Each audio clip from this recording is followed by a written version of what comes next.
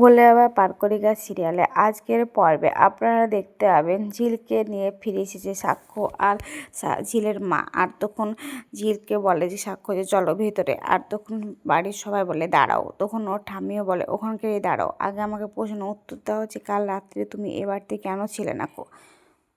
তখন সাক্ষ্য বলে ঠাম্মি যেটা হবার সেটা তো হয়ে গেছে, সেটা তারা বদলানো যাবে না, তাই না? তাই বলছি ও এখন বাড়িতে ঢুকুক, কেন বারণ করছো? তখন ওর ঠাম্মি বলছে আমি বারণ করছি কারণ আছে, তাই বারণ করছি। তখন ঝিলের মা বলছে মাসিমা একটু আপনি শান্ত হন, আর ওকে আপনি ঢুকতে দেন। আমি বলছি এবারকার মতো ভুল হয়ে গেছে, আর ওর কখনো ভুল হবে না, আমি কথা দিচ্ছি। আমি খুব বকাবকি করেছি এসব বলে। তখন বলে যে না, আগে ওকে বলতেই হবে ও রাত 12টার সময়তে কেন বাড়ি থেকে বেরিয়ে চলে গেলো, আমাকে এই কথাটা উত্তর দিতেই হবে বলে। তখন ঝিল কোনো কথাই না বলে ওখানকার চুপচাপ দাঁড়িয়ে থাকে। তখন ওর মেজো কাকিমণিও বলেন, মেজো কাকাও বলে কেন কিছু বলছিস না, বল কি কেন এ বাড়ি থেকে বেরিয়ে গেছি রাত 12টার সময়তে, এবার তো তোকে বলতেই হবে নাকি? আমরা তো জানি যে এসব মেয়েরা কি করে, রাত বাড়িতে যায়। তখন সাক্ষ্য বলে কী হলো ঝিল, বলো কেন বলছো না? দেখলে তো তোমার জন্য আমাকে কত কথা শুনতে হচ্ছে, এবার বুঝতে পারছো তুমি আমাকে না বলে চলে যাওয়ার ফলটা কেমন হয়েছে। তখন সাক্ষ্যর মা বলে আমি কিছুতেই এই মেয়েটাকে মেনে নেব না খো, আর এই মেয়েটাকে কিছুতেই ঢুকতে দেবো না।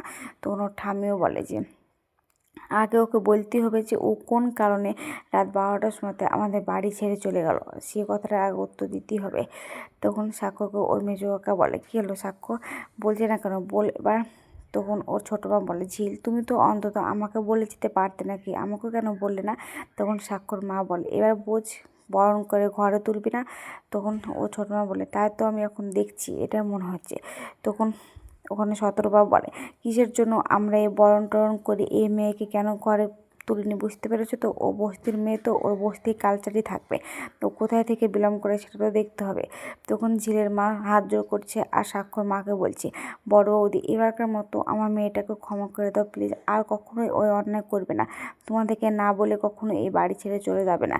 তখন ঝিল বলে মা তুমি এটা কী করছো, আমার জন্য তুমি সবার কাছে কেন ক্ষমা চাইছো, আর সবার কাছে কেন বা হাত জোর করছো? আমার জন্য কারোর কাছে তোমাকে ছোট হওয়ার দরকার নেই, আর ক্ষমা চাওয়ারও দরকার নেই খো। তখন সাক্ষ্যর মা আবারও বলে কী হলো, আমি কিছু বলছি না খো, আমি তো বলছি যে আমি কিছুতেই এই মেয়েটাকে মেনে নিতে পারছি না খো। তখন সাক্ষ্যর ঠাম্মিও আবার ওই সব কথাগুলোই বলছে। আর তখন ঝিল বলছে আমি কেন বাড়ি থেকে বেরিয়ে গেছি সে কথাগুলো আমি বলতে চাইনি খো, তাই বলিনি খো। তখন বলে বলতেই হবে। তখন ঝিলের মা বলছে আমি বলি কিসের জন্য বেরিয়ে গেছে তা।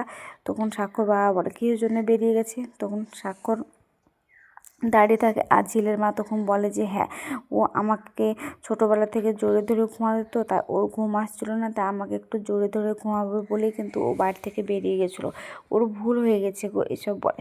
তখন সাক্ষ্যর মা বলে তাই নাকি, তোমাকে জোরে ধরে ঘুমানোর জন্য বাড়ি গিয়েছিলো? তখন সাক্ষ্য বলে ঝিল তুমি কেন আমাকে না বলে চলে গেলেন, যদি আমাকে বলে যেতে তাহলে এত কিছু হতো না। তখন সেখানে তুতুর আসে আর বলে এসব মেয়েরা আবার কী করবে, এসব মেয়েরা তো এটাই পড়ে নাকি রাত বিরেতে যেখানে সেখানে চলে যেতে। তখন ঝিল বলে তুতুর এই যে এত বড় বড় কথা বলছো, আমি যদি সত্যি কথাটা সবার সামনে বলি নিজের মুখটা দেখাতে পারবে সবাইকে? তখন তুতুর বলে কেন, আমি কি করেছি? তখন ঝিল বলে কেন কি করেছো সেটা তুমি জানো না খো, এসব বলে। তখন আবারও ওখানকার সবাই দাঁড়িয়ে থাকে, আর শতরূপা বলে তুই আবার কি বলবি, তোর তো কিছু বলার থাকতেই পারে না খো। তখন সাক্ষ্য বলে কী হলো ঝিল, বলো কে কী করেছে, আর তোমার সাথে কী অন্যায় করেছে তুমি সেটা বলো, আমি বলছি কি হবে না হবে সে ব্যবস্থা দেখছি। তখন সাক্ষ্যর বাবা বলে বল কী হয়েছে তোর, যে রাতের বেলাতে বাড়ি থেকে বেরিয়ে চলে গেলি, নিশ্চয়ই কিছু হয়েছে, আমি অন্তত বিশ্বাস করি এমনি এমনি তুই রাতে বেরিয়ে যাওয়ার মেয়ে রাখো, কিছু না কিছু সেখানকার ঘটেছিল। তখন ঝিল বলে আমাকে যে ঘরটা দিয়েছিলে তোমরা, সেই ঘরটাতে আমার থাকতে একটুও ভালো লাগছিল না। তখন ঝিল বলে যে কি যে হ্যাঁ ওই ঘরটাতে আমি শুতে গিয়েছিলাম, তখন ওরা এমনভাবে আমার সঙ্গে ব্যবহার করছিল যে আমি সেই ব্যবহারটাকে আমার কাছে অসহ্য মনে হচ্ছিলো। তখন বলে জানো ওরা আমার সঙ্গে কী কী করেছে তা, আমাকে তো কোনো জায়গাতে বসতে দিচ্ছিলো না, খাটের উপর শুতে দিচ্ছিলো না, ওরা সব জায়গাগুলো দখল করে নিয়েছিল। কিন্তু একটা কথা, আমার তো বিছানায় শোয়ার অভ্যাস না, মাটিতে শোয়ারও অভ্যাস আছে, তা আমি একটা মাদুর পেতে মাটিতে শুয়েছিলাম, কিন্তু সেটাও ওদের সহ্য হলো না। সেখানে ওরা হয়ে হট্টকাল গ্যাদাছে, জোরে জোরে চিৎকার করছে আর গান বাজনা করছে। আর আমার মনে হচ্ছে কি যে না, এবার যদি আমি এখানে থাকি তাহলে আমি হয়তো কিছু একটা বলে ফেলবো, আমি বাড়ির নতুন বউ তো, তাই মনে করে আমি বাড়ি থেকে বেরিয়ে কিন্তু সেখান থেকে চলে গেছিলাম, এসব বলে। তখন সাক্ষ্য বলে যে কি তুতুর এসব কি বলছে তুই, এবার চুপ করে আছিস কেন, এতক্ষণ ধরে তো তুই ঝিলকে খুব ব্লেম করছিলি নাকি। তখন ঝিল বলে আর জানো আর কি কি করেছে, ওর একটা ছেলে বন্ধু আমার হাত ধরে মাঝরাতে টানাটানি করছিল, আমার এইসব অসভ্যগুলো না আমার একদম সহ্য হয় না। কী বলো তো তুতুর, তোমরা তো বড়লোক বাড়িতে বিলং করো, বড়লোকের ঘরে জন্ম হয়েছে তোমাদের, তোমরা সব কিছু এনজয় করতে পারো, হ্যাঁ, কিন্তু এসব অসভ্যগুলো না আমার কাছে অসভ্যই মনে হয়েছে গো, এগুলো কখনো আমাকে সভ্য মনে হয়নি। আমাদেরকে কথায় কথায় বলো না যে আমরা অসভ্য, কিন্তু না, আমরা অসভ্য না, তোমরাই কিন্তু অসভ্য। তখন সাক্ষ্য বলে কী হলো তুতুর, এবার অন্তত কিছু বল, এতক্ষণ ধরে তো তুই ঝিলিকে অনেক কিছু বললি। তখন তুতুর বলে আমি কি করেছি, আমি তো কিছু করিনি, কালকে বাসর রাত ছিল, তাই বড়রাই তো বলে বাসর জাগতে, তাই আমরা বাসর জাগছিলাম। কিন্তু ছোট ভাই তুই কেন ঘর থেকে বেরিয়ে চলে গেলি, তুই তো নিজের ইচ্ছাতেই চলে গেলি নাকি, তাই আমরা বাসর জাগছিলাম। তখন ঝিল বলে আমি জানতাম তুতুর এইভাবেই কথাগুলো ঘুরিয়ে দিবে, তাই আমি কাউকে কিছু বলতে চাইনি কো, আমার কাছে তো কোনো প্রমাণও নেই, কোনো রেকর্ডও নয়, দুর্ভাগ্য বিষয়, আমার কাছে শুধুমাত্র আমার মুখের কথাটুকুনি আছে, তাই বলছি যে কি যে বলতে চাইছিলাম না। কিন্তু তুতুর আর তোমরা আমার বাড়িতে সবাই আমাকে বলতে বাধ্য করলে, তাই আমি এসব কথা বললাম। তখন সুদর্শনা বলছে যে আমারও মনে হয় যে হয়তো তুতুর এরকম ব্যবহারই করতে পারে, কারণ এরকমই দেখেছি যে কি তুতুর ঝিলের সঙ্গে এরকম কিছুই করছিল। তখন তুতুর বলেন ছোটো মা তুমি তো এ বাড়িতে থাকো না, তা তুমি কেন এই বাড়িতে মাথা ঢুকাইছো। তখন সুদর্শনা বলে তুতুর একটা কথা বলি, হ্যাঁ আমার কি হয়েছে না হয়েছে সেটা তোমার ছোটকার সাথে আমার পার্সোনাল লাইফ, তুমি এখানে মাথা ঢুকাতে পারো না। এখানে হ্যাঁ বড়রা আমাকে বকাবকি করতে পারে, বড়রা যেটা বলবে সেটা আমি মাথা পেতে আমি নিতে বাধ্য, কিন্তু তুমি আমাকে বলতে পারো না, তুমি বলার কি আমাকে, তুমি ছোট ছোটোর মতো থাকো। তখন শতরূপা বলে তুই তোর বেশি কথা বলিস না, চুপ করে থাক, আর এখানে তোকে কোনো কথা বলতে হবে না, ঘরে যা, এখন তুই যাই বলিস না কেন সবটাই কিন্তু মিথ্যে হবে, কারণ ওকে তো সবাই বিশ্বাস করে, এই যে নতুন যিনি এসেছেন ও তো এবারে ভগবান, ও তো কোনো কিছু মিথ্যা কথা বলে না, তাই না, ও সবসময় তো সত্যবাদী কথা বলে।